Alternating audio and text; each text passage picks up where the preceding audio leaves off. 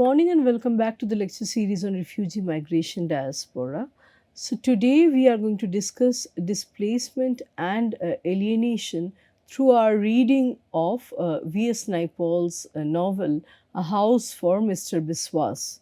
Modernization has increased the movement of people from across the world, thereby making the globe as a smaller place. However, displacement, whether involuntary or voluntary, has been taking place even before the phase of modernization. It is an older phenomenon. So, displacement and movement of human groups have been taking place long before the modern period or modernization had begun.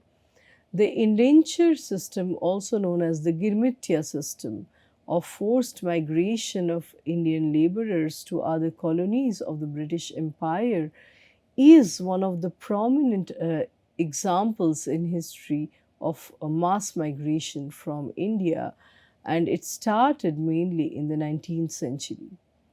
In this process of displacement, people would carry their old cultural traditions and values to new places, which not only affected migrants but also the cultures of the host society. Indentured labor or servitude is a contract based labor system where a person is employed for a specific number of years without pay or until the debt is paid. After the Parliament of the United Kingdom passed the Slavery Abolition Act in the year 1833, it caused an acute labor shortage across the British colonies.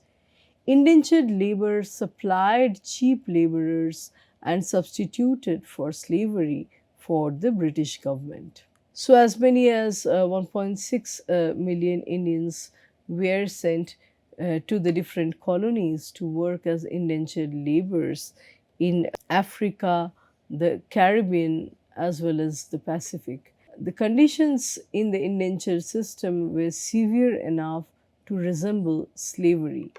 Most of the indentured laborers worked for more than 5 years and remained in these colonies because they could not afford to return.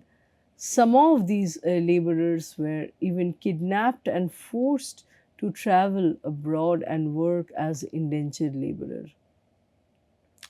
According to scholar and critic Hugh Tinker, Mauritius was the first colony that imported indentured labor from India in 1834, followed by British Guyana in 1838, Trinidad and Jamaica in 1845, Grenada, Suriname in 1873, and Fiji in 1879.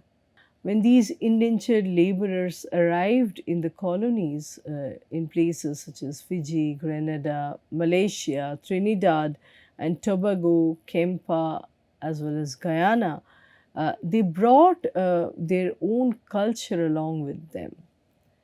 So, even a laborer who is considered as someone coming from the most impoverished section of a given society is not an empty individual. He or she carries her or his culture, knowledge system along with them to the place where they are made to work, where they are allocated for working. So they carry their own knowledge system and culture to the place where they are allocated for working.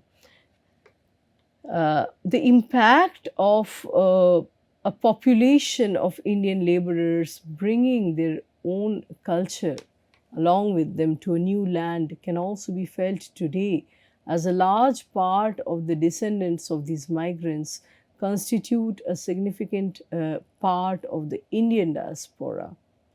As indentured labor included an agreement of the terms of labor, these migrants would be known as Girmityas, like I already mentioned. So, Girmitya is a word, coming from Girmit. Girmit as a colloquial or a corrupt version for agreement. So, agreement would have a colloquial term, girmit, and from that, girmitya. The Indian diaspora in Caribbean islands has produced various notable writers whose writings dwell in the past and often deal with the issues related to migration. And these authors include V.S. Naipaul, Sam Sullivan, Wilson Harris, Earl Lovelace, Ramabai Espinette, and David Dabydeen. Bridge V. Lal in 1996 observes that these indentured laborers lived in a state of crisis. They were caught between the demands of two worlds. On the one hand, one which they had left and to which they could not return, and on the other, where they had come for a short time but overstayed or stayed longer than they had expected or wanted. It is ironic that even a century later, the tension between alienation and attachment still hovers over and haunts the lives of their descendants. So, these descendants of indentured laborers face many cultural and psychological difficulties or challenges regarding their equivocal identity. As Vijay Mishra, who is an academic and scholar of Indian descent, rightly points out, they adopt many postures and make gestures to things Western and Eastern. But when these momentary infatuations wear off, these descendants of indentured laborers come face to face with the void, with a sense of emptiness compounded by helplessness, which is also reflected in the writings of the writers from these communities. So, when they write about their own experiences as indentured laborers, they're talking about this sense of not belonging anywhere or partially belonging both here and there, their sense of helplessness, their sense of void and lacuna, and a state of a constant state of equivocal identity and identity crisis that they suffer. So it is important to note that Indians came along after the Africans in the Caribbean, such that it became difficult for the former to shake off the sense of transience and homelessness. The Indians, in other words, could not settle in the land the way the Africans did, and they remained dislocated and ambivalent or unsure.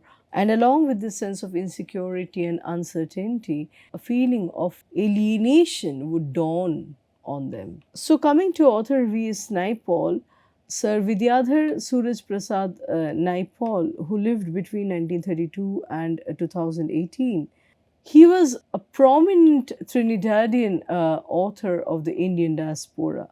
So he is credited for extensively working on and illustrating the suppressed histories for which he won the Nobel Prize. This author's satirical works include The Mystic Masseur, which came out in 1957, and Miguel Street, which came out in 1961. And these works are set in the Caribbean. His notable nonfiction accounts, such as An Area of Darkness, published in 1965, India, A Wounded Civilization, published in 1977, and India, A Million Mutinies Now, which was published in 1990, are all based on the study of India's history and culture. So, this author V.S. Naipaul boasts, experiences from different lands, and his writings are reflections from his perspectives coming from different legacies, so, or the different roots that he connects with. He connects with Caribbean as well as with Indian roots. Naipaul is associated with many countries not only because of his Indian ancestry and birth, but also because of his education, career, and travels. In this regard, N.S. Iyer writes the following about Naipaul. that he was an East Indian by descent, Trinidadian by birth, English by the virtue of his Oxford education, unquote. So Naipaul's partial affiliations to multiple nations abstained his sense of belongingness to any particular place. This can be observed through his writings where he describes his relations with other nations. When he stayed in India to write An Area of Darkness, he wrote that he had not learned acceptance from India, was content to be a colonial without a past, without ancestors, unquote. Although he lived a significant part of his life in England, he said that the English language was mine, the tradition was not. His magnum opus, A House for Mr. Biswas, which was published in the year 1961, is also set in the Caribbean. It is an account of protagonist Mohan Biswas, who is a man of Indian descent living in Trinidad. Naipaul's father was an inspiration behind the formation or the shaping of this character, this protagonist, Mr. Biswas, in the semi autobiographical fiction. So its plot recounts Biswas's quest to find a house for himself. Born into a poor family, Mr. Biswas struggles to find a place to live with his freedom. So he moves from one crowded house to another inhospitable one. At first, he moves in with his mother's sister Tara. He is assigned the job as a sign painter in the house of Tulsi family. But in this Tulsi family, he starts a flirtatious relationship with Shama. Shama happens to be a girl from his employer's family, that is the Tulsi family. When Mrs. Tulsi, who is the matriarch of the Tulsi family, comes to know about this affair between Shama and Mr. Biswas, Mr. Biswas is bullied into marrying Shama. Even after his marriage, his desire for a house does not end. He despises living among the members of the Tulsi family. After many failed attempts at finding a house, he comes closest to happiness and freedom when he is employed as a journalist for a tabloid called Sentinel. Later in his life, he manages to have a house of his own. However, this house does not meet his expectations. Apart from exploring the colonial history and the multiracial society of the Caribbean, V.S. Naipaul here also criticizes the hollow mimicry of the Western culture by the Caribbean population. The quest for a house by Mr. Biswas has been interpreted in as many symbols as possible in the novel, such as a seeking for identity and freedom. The house also represents a sense of belonging, attachment, and alienation. So, Hanuman House is a microcosm of the Indian diaspora in Caribbean, reflecting old Hindu culture which has been brought from India to Trinidad by the indentured laborers. And the members of the household try to preserve whatever is left, whatever is kind of remnants from the Indian culture where they come from. The household also signifies the disintegration of cultural identity with the new generation's negotiations of space and identity in a multicultural environment through the characters of Ovad and Shekhar, both of whom marry outside of their Hindu community, and they, as a result, there is this depletion, there is this weakening of the rigid cultural identity of the Hanuman house. Mr. Biswas's longing to own a house, to possess a house for himself, works as a metaphor for the alienation caused by the displacement among the Indian diaspora in Trinidad. So, a sense of unbelongingness of the diasporic population in general and of Naipaul in particular, which is instilled through the process of migration, is evident in the novel. Although the inspiration of the protagonist, this character of Mr. Biswas, comes from Naipaul's father, the character of Mr. Biswas also, in a way, reflects a void created by the loss of belongingness that is intrinsic to a diasporic person like author Naipaul himself. So, one could say, in other words, that Mr. Biswas's character is influenced and inspired by Naipaul's personal experience of displacement, of double displacement as a diasporic person, and it also deeply draws on Naipaul's father's character. K.K. Babakir argues that the search for a house in the text is essentially a quest for personal identity. Mr. Biswas is shown as wandering between the vitiating Indian identity that is represented by the Tulsis and the indifferent modern society of the port of Spain. The pressure to find himself a place in society and completely lost and confused, Mr. Biswas's only sense of identity is maintained through holding his vision of a house. So, Naipaul was born and brought up in Trinidad, and later he went to England for his education. Critic K. Saradhambal asserts that during Naipaul's childhood, India was a constant source of cultural resources, be it religion, rituals, food, or social customs. And all these aspects of Indian culture greatly influenced the Indian diaspora in Trinidad. The displacement and a wider exposure to the multiracial society of London caused a cultural alienation.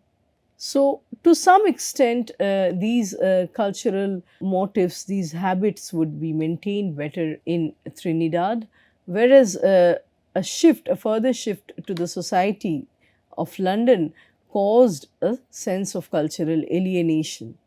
So, much like M.G. Vasanji, Naipaul is well known for roaming around the world in order to find inspiration for the characters in his novels, which in a way insinuates at a constant source of alienation, vacuum, and a constant experience of displacement, which shapes his self and his representation. So, the way the author is shaped and the way he represents his characters in his writings, they draw their lifeblood from the author's nomadic lifestyle. This alienation of V.S. Naipaul is also reflected in Mr. Biswas's forever longing for an identity and freedom in the form of owning a house, which, however, also does not meet the expectation towards the end of the novel. Even if he has a house for himself, it does not meet his expectations and his dream. So, as a way of concluding our discussion today, we see that A House for Mr. Biswas presents a multifaceted struggle to have a sense of belonging and attachment, as is portrayed through the figure of this protagonist, Mr. Biswas, and his journey to find a source of personal identity through owning or possessing a house. However, this search, this seeking for one's identity through a house is frustrated in his case. It turns out to be a big fiasco and a mistaken assumption. Naipaul portrays the sensibility of a diasporic person who is experiencing a constant trauma of alienation due to displacement. The loss of identity and roots in Naipaul's case can be understood from his heightened awareness of rootlessness, as it reflects through his following statement. I quote, "I had been made by Trinidad and England. Recognition of my difference was necessary to me," unquote.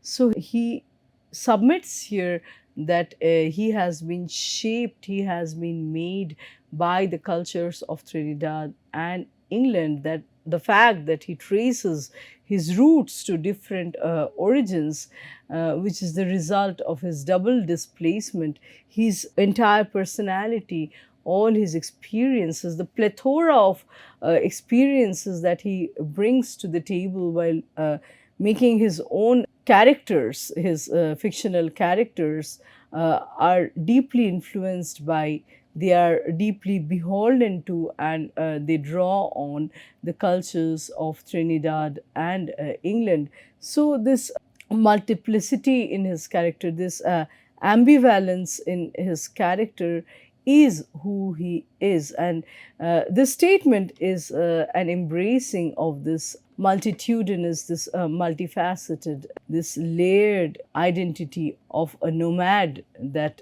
V.S. Naipaul has always, carried as an author, as an individual. With this, we come to the end of our lecture today. Let's meet with a new topic and another round of discussions in our next lecture. Thank you.